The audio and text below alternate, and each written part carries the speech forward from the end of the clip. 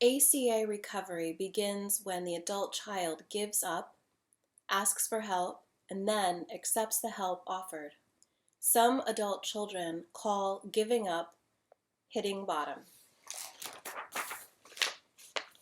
Hitting bottom can occur before the adult child attends his or her first meeting, or it can occur after arriving here and beginning the 12-step process of recovery. Some ACA members reach a bottom after years in recovery.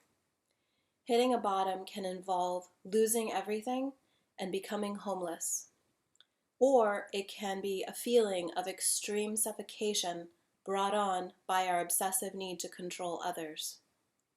Some ACA bottoms can be a chronic sense of aloneness in which the adult child never feels joy and never really connects with others in a meaningful manner. Many adult children have become literally paralyzed in recovery because of their inability to let go and trust themselves or others. Other bottoms can involve a compulsion or obsession for another person. The obsession is so maddening that we think we will go insane unless we have this person in our lives. While we are focusing on another person, the pain we are feeling is actually the abandonment rupture from our childhood. Our compulsion for another person is the re-feeling of the original rupture from our parents shaming us or our parents abandoning us as children. The soul wound does not get better with pills, drugs, sex, or other forms of diversion. If we survive this compulsion, we tend to repeat it in the next relationship unless we ask for help and accept help. ACA's steps get at this wound and heal it with a higher power's grace. All bottoms have meaning, and all bottoms can be a starting point for a new way of life. There is hope, healing is possible. Surrender means we become willing to do whatever it takes to recover and find peace and serenity in our lives. We admit complete defeat and give up notions that we can fix or control someone else. We become willing to attend meetings, work the 12 steps, and break through the denial of family dysfunction. Amazingly, an estimated 50% of adult children of alcoholics either deny or cannot recognize alcoholism amongst their families.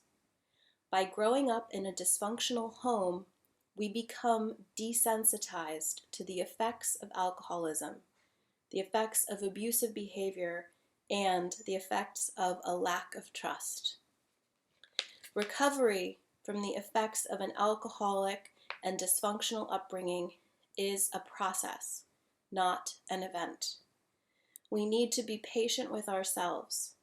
We need to be honest about our own behavior and thinking that we developed while growing up in a family of origin.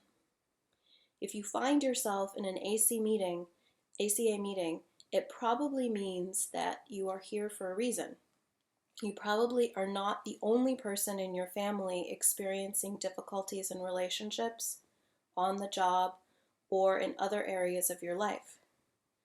Your family is not the only family that struggles with denial and silently broken hearts.